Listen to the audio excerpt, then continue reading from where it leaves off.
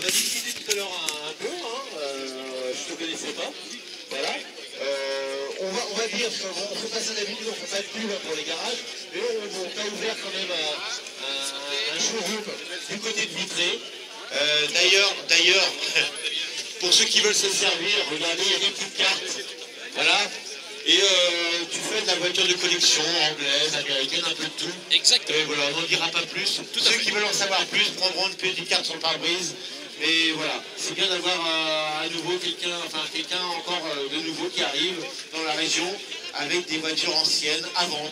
Si ça intéresse les gens, ils viendront voir. Exactement. Hein, je pense. Donc du côté de Vitré. Alors cette voiture, raconte-nous, elle n'est plus tellement d'origine, ça se voit tout de suite quand même. Hein. Dans sa ligne principale, à peu près d'origine, sauf les gens qui ne le sont pas. Alors c'est quoi à l'origine de cette voiture? Quelle époque d'abord? Les Mustang, on s'y perd un peu. Hein. Les premières phase 1, phase 2, là on est sur une phase 2 je pense. Hein. Type de phase 1. Toujours, oui. D'accord. Pas de 64, 65. Alors c'est la phase 1, ça va de 64 à 70. 70, voilà. D'accord. Et ce sont vraiment les derniers modèles. Donc on va parler de série alors plutôt. Voilà, effectivement, ça c'est le modèle 69. Voilà. C'est la bulite ou pas? Non, pas du tout. Pas du tout. C'est un fastback. La bulite, en fait, c'était 1968. D'accord. Voilà. Donc le modèle était à peu près similaire, mais un petit peu moins joufflu quand même. Parce que la génération 64 à 68, donc la génération 1, plus celles-ci qui viennent derrière, c'est ce qu'on appelait les polycars. Les polycars. Voilà, au même titre que les Camaro, etc. Les Pontiac Firebird et autres. Et ça, c'est la première Mustang dite muscle car. Parce que beaucoup plus gros, c'est vrai qu'elle est agressive, elle est méchante, l'arrière est massif. Voilà, elle a un look assez racé quand même. Et donc là, on passe dans cette nouvelle ère pour aller contrer un petit peu toutes les Chevrolet Chevelle, enfin voilà, des Camaro. Alors la Camaro était toujours ponycar. Toujours. Tu connais bien le sujet. En américaine, je ne connais pas grand-chose. Un petit peu, mais pas grand-chose. Voilà, et donc ce qui fait que cette voiture, en fait, c'est la première Ford Mustang avec, entre guillemets, j'exagère un peu, avec voilà, muscle car et puis de frein moteur signé Ford. D'accord. Avant, c'était Shelby qui faisait des moteurs pour Ford, voilà, avec les fameuses Cobra. Alors Shelby, on connaît Shelby, hein, surtout en ce moment. Qui c'est qui a été voir le film le match Ferrari-Ford au cinéma? En 4DX, ça vous a plu? Moi, ça m'a beaucoup plu. C'était pas mal. Ouais, c'est pas mal. Voilà. Juste pour en revenir sur Shelby, voilà, c'est tout. Oui, donc à partir de ce modèle-là, Shelby n'intervient plus sur les moteurs. Si, ils en font toujours. Mais Ford, après, s'est émancipé un petit peu et a commencé à faire ses propres moteurs avec un peu de chose. D'accord. Parce que la Mustang, là-bas, c'est quand même un petit peu plus. C'est vrai. Le plus drôle, c'est pas terrible non plus. Hein. Ça reste une diligence. Hein. C'est moi, je les caricature comme ça avec toutes les américaines. Un pont rigide avec des trains avant qui sont triangulés, mais ça reste quand même. Pour que ça tienne la route, il faut faire pas mal de modifs quand même. Oui, ces petits cours en circuit étaient bien modifiés. Tout n'a rien à voir avec l'origine. Alors celle-ci, qu'est-ce qu'elle a eu déjà? Alors au niveau esthétique d'abord, avant de parler moteur. Alors esthétiquement, elle est complètement conforme sortie usine. Tout ce que l'on voit dessus, de ce que ce soit la carrosserie dans sa globalité, les attaches capot, la bosse sur le moteur, enfin tout ça, les louvers derrière, tout est d'origine. Les attaches capot, c'est bien d'origine ça. Oui, c'est d'origine. Bien quoi? C'était d'origine, mais c'était quoi? Des options qu'on commandait? Elle n'avait pas tout ça. Non, en fait, toutes les Mac One et toutes les Boss avaient ça. Parce qu'en fait, comme c'était des voitures qui étaient pas destinées à faire du circuit, on y mettait un look, c'est un peu circuit avec une ouverture rapide de capot, mais bon, franchement, c'est que du look. Hein. C'est très agressif, hein. La prise d'air aussi, là, très agressif. Hein. Exactement. Ouais. D'accord. Le spoiler, on voit qu'il y a un gros spoiler aussi. Hein, sur la jupe à l'eau. D'origine également. D'origine. Les rétros, j'aime beaucoup, je sais pas si c'est d'origine. Tout est absolument d'origine. Ça rappelle ceux de la SM, d'ailleurs, qu'on voyait tout à l'heure, regardez ceux de la SM.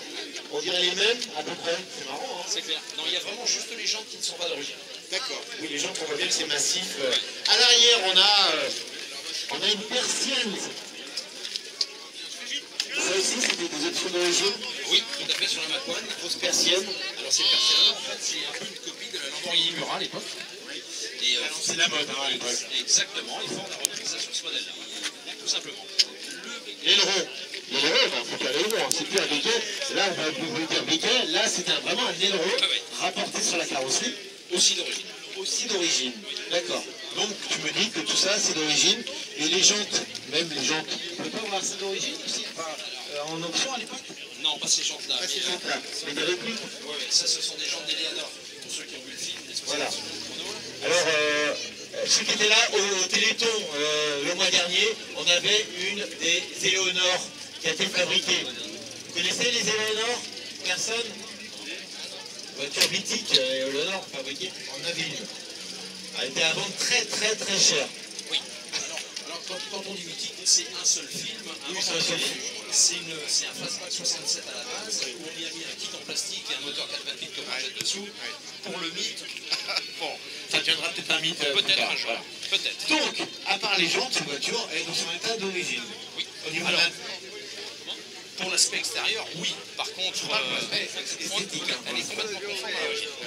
On va décrire l'intérieur. Oui. On va choisir, comme tout à l'heure, une personne dans le public. Vous, allez, venez. Eh bien, je vous fais un, on peut. Allez, bien sûr. Voilà, faites attention. Mettez-vous à bord. Voilà. J'ai vu une Éléonore qui était à vendre il n'y a pas loin. Pas très loin. Elle était là le mois dernier. Mais installez-vous normalement, voilà. Et je vais vous poser quelques petites questions. D'abord, première impression, donc d'abord. Ouais, bah Vous conduisez quoi d'habitude, vous? Oh, moi je suis juste en frontière. Ouais. Bon, alors là, ça vous parle ou pas? Bah ouais, un peu, j'adore cette voiture. Moi, Vous aimez les Mustang? ouais, mais Ouais. au moins c'est pas la voiture classique en 289 quoi. Non, on parlera du moteur tout à l'heure. Ouais. L'intérieur. Alors, vous voyez quoi? Du bois? C'est du Ouais, vrai du bois? bois, Du ouais. faux bois? Ouais, Je pense que c'est du faux bois, moi. Voilà, vraie fausse rose, on on va est dire. très bien à l'aise, c'est juste Ouais. Le look de cette voiture? j'adore. Ouais. Le volant? Sympa le volant. Ouais, très old school. Ouais. Le volant, là, c'est du vrai bois. Là, ça se voit. Hein. On a quoi aussi comme vitesse? Regardez, c'est pas commun ça. C'est pas une automatique. Hein. Non, c'est une 5 vitesses. Une 5 vitesses manuelle.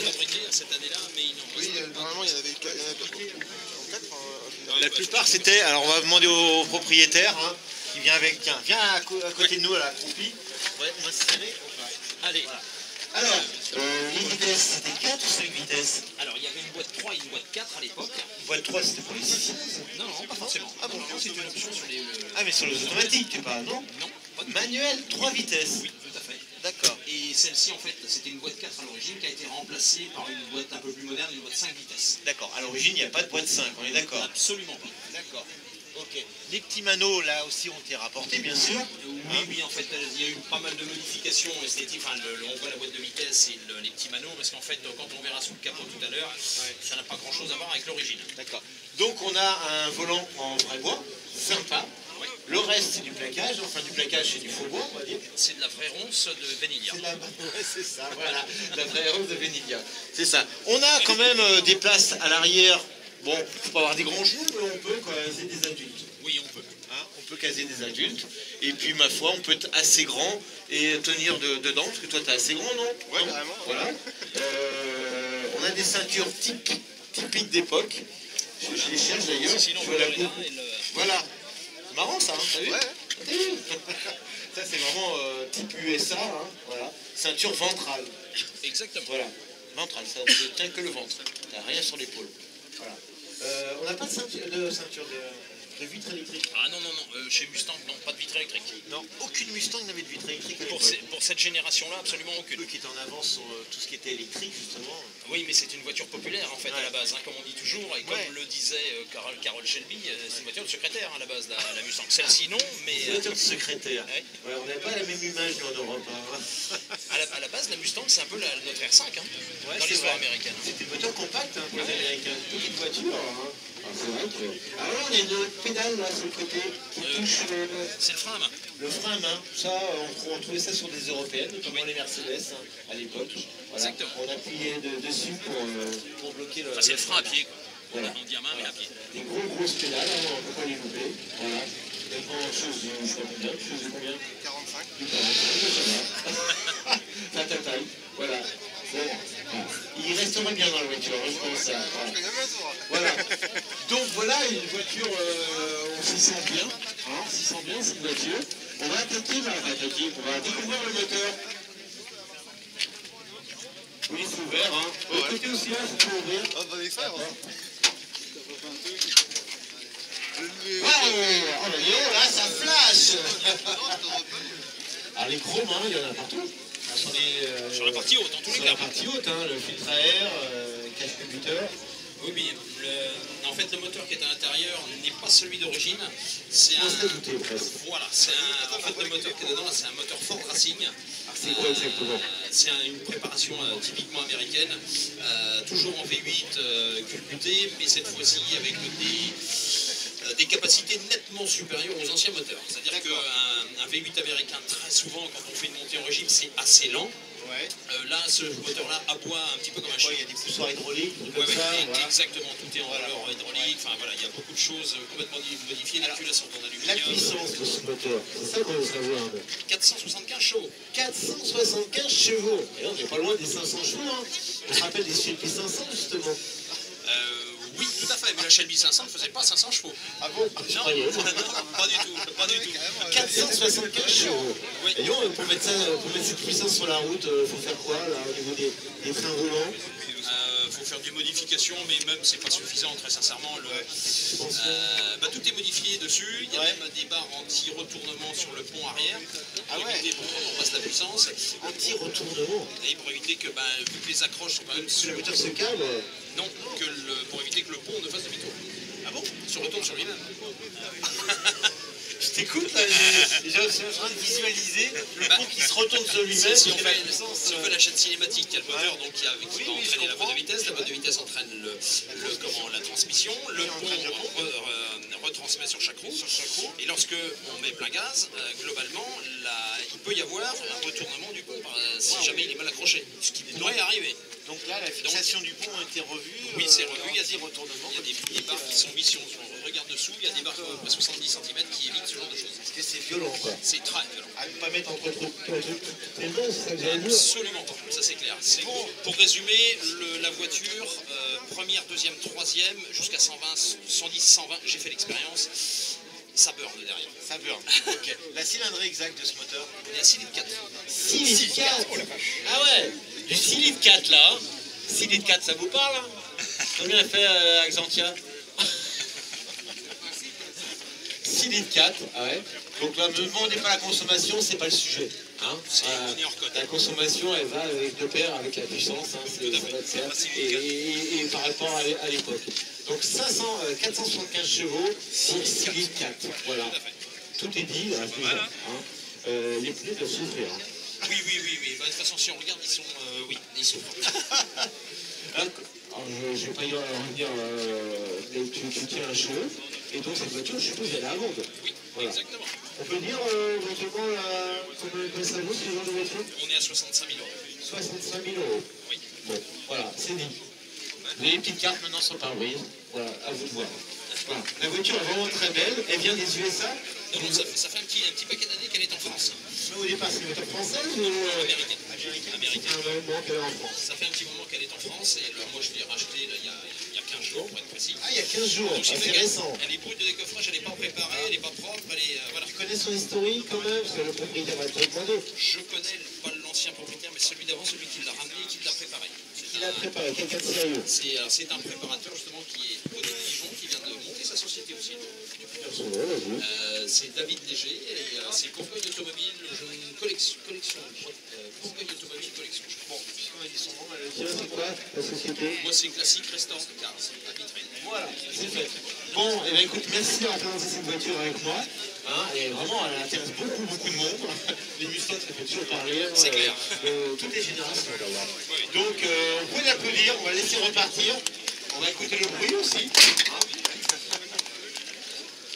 On va essayer de remettre les attaches. Et vraiment, le look est sympa. Voilà, je récupère ça. Ce que j'allais dire, voilà. Voilà. Merde, c'était pas le bon. Hein. C'est pas grave. pour le volant, je l'ai trouvé un peu bas. Voilà, on va essayer de repartir, on va écouter le bruit de cette voiture. Regardez. Voilà. Le petit Mustang là qui est là. Le petit Mustang qui est un cheval américain. Fabuleuse voiture.